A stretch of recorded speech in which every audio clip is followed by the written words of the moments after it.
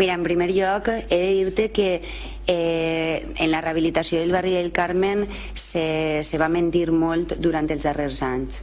Se va mentir moltíssim, perquè el que ens hem trobat nosaltres és que sols n'hi havia 3 xicotets projectes i un altre projecte. Les actuacions que es van fer en el barri del Carmen han sigut en determinats carrers concrets i determinats i només i exclusivament en uns blocs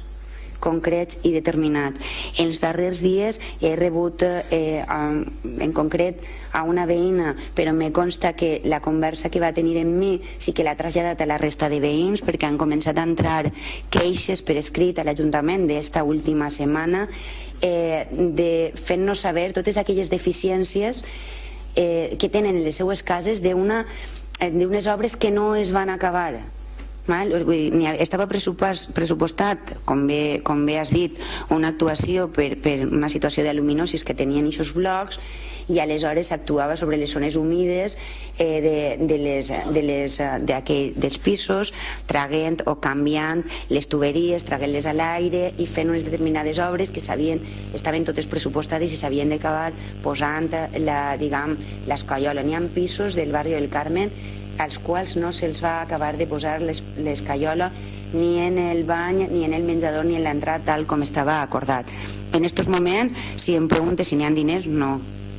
n'hi ha diners per a aquest pla ni per a ningú altre, però sí que t'he de dir, i per això portàvem el document, que existeix un programa de foment per a la regeneració i renovació d'àrees urbanes, que és el mateix que es tracta de sol·licitar una subvenció. Hem de delimitar l'àmbit de l'àrea de regeneració i renovació urbana.